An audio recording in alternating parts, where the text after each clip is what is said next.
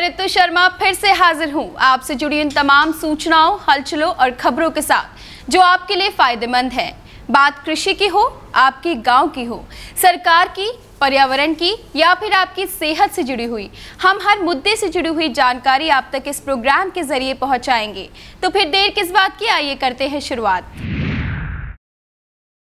आज हम बात करेंगे प्रधानमंत्री के स्वच्छ भारत अभियान पर, जानेंगे सरकार द्वारा खोले गए फीवर क्लिनिक के बारे में, बताएंगे IRCTC की क्या है नई पहल, समझेंगे दिल्ली सरकार की एक और नई मुहिम के बारे में, साथ ही बताएंगे चुकंदर के जूस के फायदे।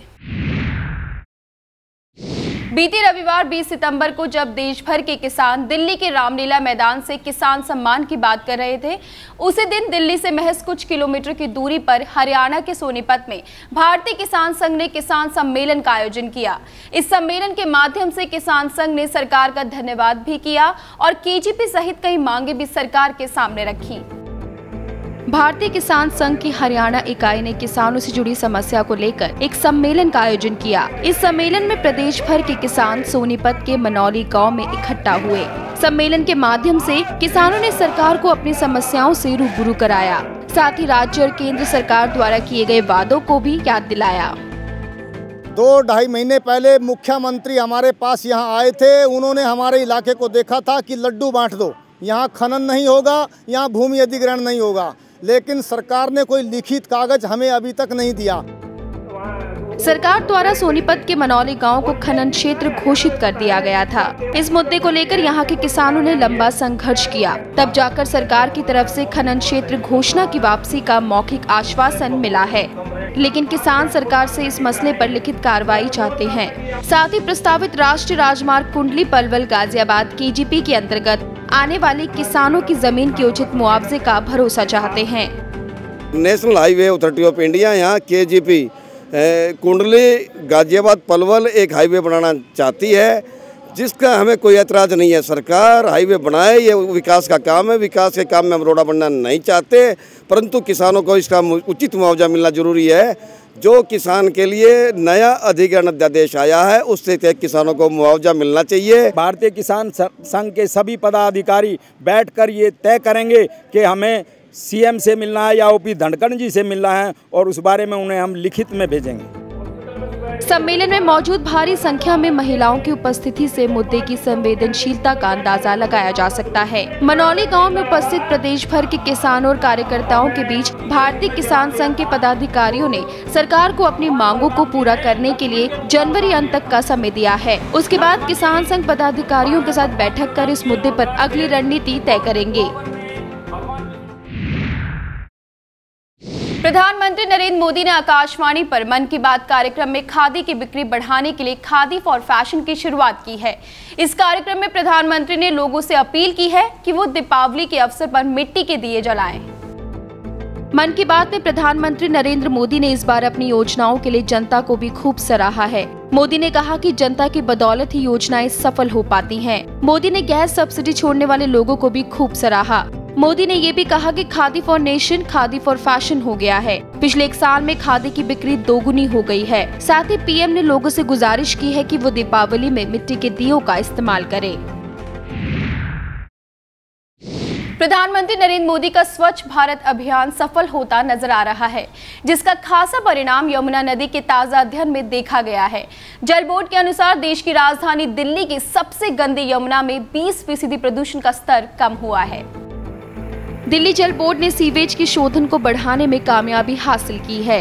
इंटरसेप्टर सीवर लाइनों के कुछ पैकेजों के शुरू होने से जल बोर्ड प्रतिदिन 450 MGD मिलियन गैलन प्रतिदिन सीवेज का शोधन करने लगा है। जल बोर्ड का कहना है कि इसका असर यमुना की सफाई में दिखने लगा है। यमुना में पानी के नमूने लेकर उसकी जांच कराने के बाद जल बोर्ड ने दावा किया है कि मई के मुकाबले 20% प्रदूषण कम हुआ है।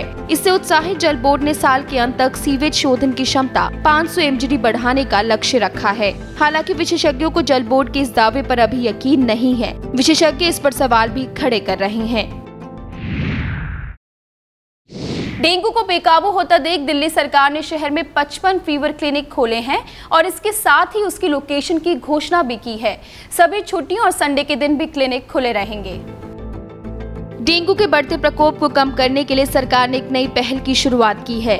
आए दिन इलाज के अभाव से कई लोगों की मौत हो रही है। इसी को देखते हुए सरकार ने 55 फीवर क्लिनिक खोलने का मन बनाया है। सुबह 7 बजे से रात के 9 बजे तक चलने वाले इस फीवर क्लिनिक के बारे में हेल्थ मिनिस्टर सत्येंद्र जैन ने कहा कि सभी छुट्टियों और संडे के दिन भी ये क्लिनिक खुले रहेंगे। यहाँ पर स्टाफ को डबल शिफ्ट के आधार पर लगाया गया है, जो कि फीवर और डेंगू के चेकअप और टेस्ट करेंगे। उपचार के बाद यहाँ पर डॉक्टर और स्टाफ ये भी सुनिश्चित करेंगे कि मरीज को किस हॉस्पिटल में रेफर करना है। ट्रेन में सफर के दौरान पीने वाली चाय और कॉफी की पैकेजिंग अब IRCTC खुद ही करेगी। इसके साथ ही अन्य खाद्य पदार्थों का जिम्मा भी IRCTC ने खुद ही उठाया है। ट्रेन में यात्रियों को यात्रा के दौरान दिए जाने वाले खान-पान में सुधार करने के लिए भारतीय रेल खान-पान एवं पर्यटन निगम IRCTC ने चीनी और अन्य खाद्य पदार्थों की पैकिंग अब खुद से करने का निर्णय लिया है। इसके लिए नोएडा स्थित IRCTC केंद्रीय रसोई घर में खाद्य पदार्थों के पाउच तैयार किए जा रहे हैं। IRCTC के अध्यक्ष एवं प्रबंध निदेशक डॉक्टर AK मनोजा का कहना है कि चाय और कॉफी जैसे गर्म पेय पदार्थों में प्रयोग किए जाने वाले उत्पादों को विश्वसनीय मानकों के साथ यात्रियों को उपलब्ध कराने के लिए नोएडा में केंद्रीय रसोई में पैकेजिंग मशीनें स्थापित की गयी है, जिनमें प्रति महीने चीनी और क्रीम की 7.20 लाख पाउच तैयार हो सकते हैं। भविष्य में तरक्की पाने के लिए अब तक सिर्फ छात्रों को ही कड़ी मेहनत करनी पड़ती थी, लेकिन अब अगर देश के राज्यों को तरक्की की राह पर आगे बढ़ना है तो उसके लिए उन्हें भी कड़ी मेहनत करने की जरूरत है। प्रधानमंत्री नरेंद्र मोदी अब राज्यों का रिपोर्ट कार्ड बनाएंगे। जल्दी अब सभी राज्यों के बीच कंपटीशन कराया जाएगा, जिसके अंतर्गत अब सभी राज्यों में करप्शन, स्वच्छता, नए उद्योग, सामाजिक कल्याण जैसे कंपटीशन कराए जाएंगे। हर साल तमाम मोर्चों पर राज्यों ने कितना काम किया और कौन कितना आगे रहा, इसके लिए पूरी रैंकिंग जारी की जाएगी। रैंकिंग में किसी तरह का विवाद नहीं हो और सभी राज्यों को किस मानक पर कितने अंक मिले, इसे पूरी तरह से स्पष्ट रखा जाएगा। ऐसे एक प्रस्ताव को प्रधानमंत्री की टीम अंतिम रूप दे रही है। बिजनेस के लिए बेहतर राज्यों की लिस्ट सामने आने के बाद पीएम ने दूसरे पैमानों में भी इसी तरह की रैंकिंग की व्यवस्था कराने का प्रस्ताव दिया है। मोबाइल की तरह ही अब आप आने वाले टाइम में अपने बिजली के मीटर भी रिचार्ज करा सकेंगे। कैसे, बताएंगे एक छोटे से ब्रेक के बाद। बीते दिनों उत्तर प्रदेश टेक्निकल यूनिवर्सिटी के नाम को बदलकर APJ Abdul Kalam technical university रखने के बाद अब यूनिवर्सिटी की परीक्षा में एक नया बदलाव किया गया है। किशोरियों के स्वास्थ्य और पोषण पर ध्यान देने के लिए सरकार द्वारा शुरू की गई सबला योजना का लाभ अब नहीं लिया जा सकेगा। ब्रेक के बाद आप सभी का स्वागत है। जिस तरह आप अपने मोबाइल का प्रीपेड रिचार्ज कराते हैं, अब उसी तर्ज पर आप अपने बिजली के मीटर को भी रिचार्ज करा सकते हैं। सुनने में थोड़ा अजीब है, पर अब इस सुविधा का लाभ आप जल्द ही उठा सकेंगे।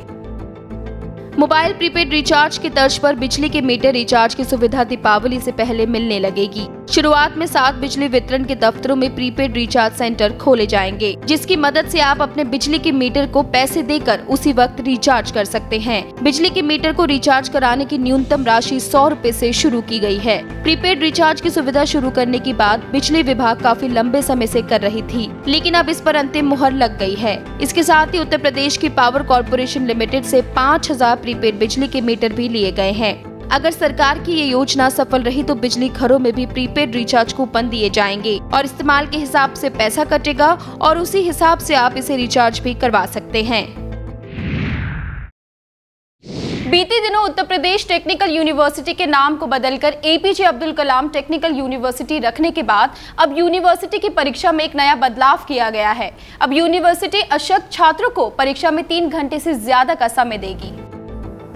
Abdul Kalam technical university APJ KTU के अशक्त छात्रों को परीक्षा केंद्र पर विशेष सुविधा प्रदान की जाएगी। इसे भारत सरकार ने डिपार्टमेंट ऑफ डिसेबल्ड अफेयर के दिशा निर्देश के आधार पर लागू किया गया है। इसके अंतर्गत अब ऐसे छात्रों को मिलने वाले समय में हर घंटे के हिसाब से 20 मिनट अतिरिक्त समय दिया जाएगा। छात्रों के मुताबिक ही प्रश्न पत्र भी तैयार किया जाएगा। ये सभी सुविधाएं 40% या उससे अधिक अशक्त छात्रों के लिए ही मान्य होंगी। विश्वविद्यालय स्तर पर भरे जाने वाले परीक्षा फॉर्म्स में ऐसे छात्रों को अशक्त की पूरी जानकारी देनी होगी, जिससे उनके मुताबिक प्रश्न पत्र का फॉर्मेट तैयार किया जा सके। साथ ही उनकी जरूरतों के आधार पर महाविद्यालयों को ग्राउंड फ्लोर पर सिटिंग अरेंजमेंट भी कराने का निर्देश दिया गया है।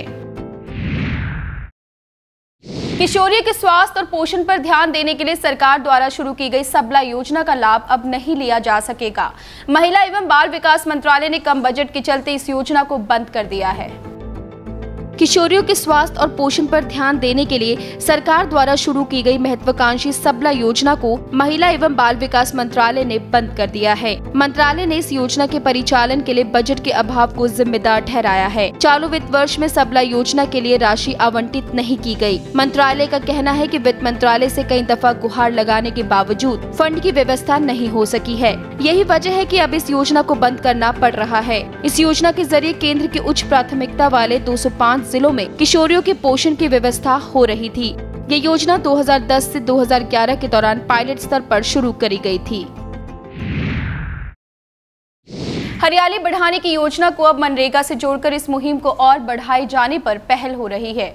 पर्यावरण मंत्रालय के मुताबिक देश के सभी राज्यों ने जलवायु खतरों से निपटने के लिए स्टेट प्लान बना लिया है। जलवायु परिवर्तन के खतरों से निपटने के लिए पर्यावरण मंत्रालय कई नई पहल पर मंथन कर रहा है। हरित भारत मिशन से कई मंत्रालयों की योजनाओं को जोड़ने की पहल भी की जा रही है। मनरेगा जैसी महत्वाकांक्षी योजनाओं में इसकी अहम भूमिका की संभावनाओं को देखते हुए ग्रामीण विकास मंत्रालय ने इस पर काम शुरू कर दिया है। पर्यावरण मंत्रालय के मुताबिक देश के सभी राज्यों ने जलवायु खतरों से निपटने के लिए स्टेट प्लान बना लिया है। इस बिंदु को intended national determined contribution INDC में शामिल किया जा सकता है। देश में वन क्षेत्रों में बढ़ोतरी और इको प्रणाली सेवाओं में सुधार के लिए उद्योगों को भी हरित भारत मिशन से जोड़े जाने पर विचार किया जा रहा है। सरकार ने बीमारियों को फैलने से रोकने और स्वस्थ मुर्गी एवं पक्षियों के स्वच्छ उत्पादों के लिए आवश्यक बुनियादी परिवेश बनाए रखने के साथ ही पोल्ट्री फार्मों के लिए नई जैव सुरक्षा को लेकर कुछ पैमाने जारी किए हैं।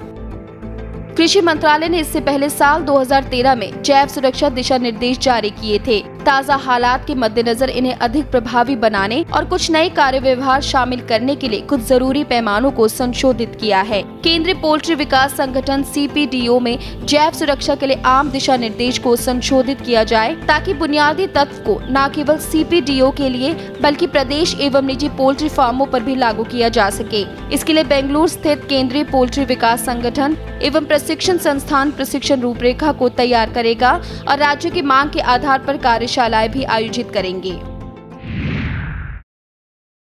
अगर आप अपने घर की पूजा सामग्री यमुना में फेंकते हैं तो अब आपको सावधान होने की जरूरत है। ऐसा करते पकड़े जाने पर 5,000 तक का जुर्माना भरना पड़ सकता है।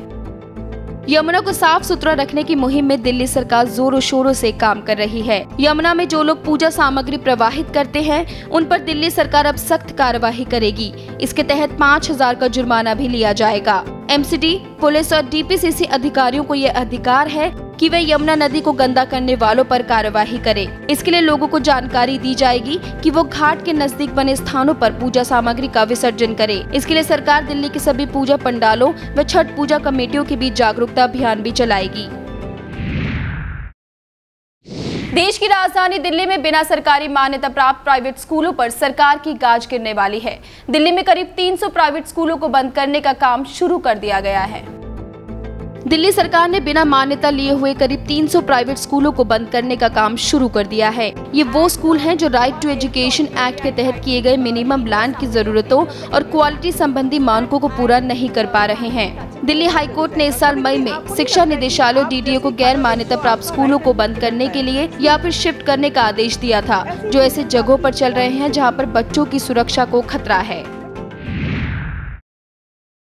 फिलहाल वक्त हो चला एक छोटे से ब्रेक का। ब्रेक के बाद हम आपको बताएंगे चुकंदर के जूस के फायदों के बारे में। टीबी की दवाओं के बेअसर होने से चिंतित सरकार अब इसके इलाज की रणनीति में बदलाव करने की योजना बना रही है।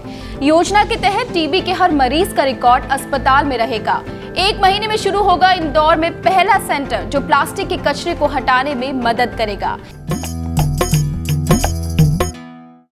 ब्रेक के बाद आप सभी का एक बार फिर से स्वागत है देश डायरी में। टीबी की दवाओं के बेअसर होने से चिंतित सरकार अब इसके इलाज की रणनीति में बदलाव करने की योजना बना रही है।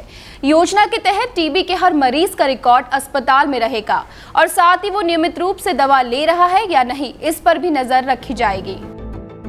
भारत में टीबी एक अरसे से बड़ी समस्या बनी हुई है। टीबी के मरीजों की संख्या के मामले में चीन के बाद भारत ऐसा दूसरा देश है जहां टीबी के मरीजों की तादाद काफी है। इससे देश में हर साल 2.25 लाख लोगों की अकाल मौत हो रही है। देश में हर साल टीबी के करीब 21 लाख नए केस सामने आते हैं। इनमें से 40,000 ऐसे लोग हैं जिन पर टीबी की बहुत सी दवाओं का असर नहीं हो रहा है। देश में बच्चों पर भी टीबी का प्रकोप काफी ज्यादा है। इसके तहत अब टीबी मुक्त होने तक मरीज को रोज दवा लेनी होगी और जांच पूरी होने के बाद दवा को रोका जाएगा। दिल के मरीजों के लिए एक अच्छी खबर है। अगर आप हाई ब्लड प्रेशर से परेशान हैं, तो चुकंदर का जूस आपके लिए लाभकारी है। चुकंदर का जूस पीने से हाई ब्लड प्रेशर के साथ ही दिल के मरीजों की मांसपेशियों को भी ताकत मिलती है। Borders and the London school of medicine and dentistry के शोधकर्ताओं के मुताबिक चुकंदर के 1 कप जूस को पीना हाई ब्लड प्रेशर के शिकार लोगों के लिए फायदेमंद हो सकता है। वैज्ञानिकों का कहना है कि चुकंदर में नाइट्रेट होता है जो रक्त की धमनियों को खोलता है। इससे रक्त के प्रवाह में मदद मिलती है। छाती में दर्द से पीड़ित लोग अक्सर ऐसी दवाएं लेते हैं जिनमें नाइट्रेट होता है। Borders and the London school of medicine and dentistry के शोधकर्ता कई वर्षों से ब्लड प्रेशर को कम करने के सिलसिले में चुकंदर के प्रभावों पर अध्ययन कर रहे हैं। उनका कहना है कि अभी इस बारे में और काम किए जाने की जरूरत है। 1 महीने में शुरू होगा इंदौर में पहला सेंटर जो प्लास्टिक के कचरे को हटाने में मदद करेगा। जी हाँ, जो कचरा लोगों के घरों के आसपास दिखाई देता था वो अब नहीं दिखाई देगा, क्योंकि अब बहुत जल्द नगर निगम पन्नियां खरीदने और बेचने का काम शुरू करने जा रही है। वातावरण को दूषित होने से बचाने के लिए इंदौर में ये अनोखी पहल की शुरुआत करने पर विचार किया जा रहा है। प्लास्टिक की पन्नियों को खरीदा और बेचा जाएगा। ये सारा काम एक एनजीओ के जरिए किया जाएगा जो पन्नी बिनने वालों से 5 रुपए किलो में पन्नी खरीदेगी और 6.5 रुपए में सीमेंट फैक्ट्री को बेचेगा। इसके लिए 5 सेंटर बनाए जाएंगे। निगम एनजीओ को बेसिक इंफ्रास्ट्रक्चर देगा, जबकि प्लास्टिक खरीदने से लेकर फैक्ट्री तक पहुंचाने का काम एनजीओ का होगा। एक सेंटर शुरू होने से हर रोज 10 टन प्लास्टिक खरीदी का अनुमान है। इससे बड़ा फायदा ये होगा कि सीमेंट फैक्ट्री में प्लास्टिक को 1300 डिग्री सेल्सियस पर जलाया जाएगा, जिससे केमिकल और ऑर्गेनिक कंपोजिशन भी नष्ट हो जाएंगी। अगर ये सफल रहता है तो बाकी के प्रदेशों को भी इसे अपनाने की जरूरत है, जिससे न सिर्फ वातावरण प्रदूषित होने से बचेगा बल्कि कई लोगों को पैसा कमाने का भी अच्छा जरिया मिल जाएगा। अगर आप आगरा में ताजमहल देखने के शौकीन हैं, तो प्रदेश सरकार अब बहुत जल्द आगरा के आसपास स्थित सभी इमारतों को ताजमहल के रंग में रंगने का सोच रही है। ताजमहल के आसपास की इमारतें तो सफेद रंग में ढलेंगी ही, इसके साथ ही ताज नगरी में खुशबूदार फूल और पौधे भी लगाए जाएंगे।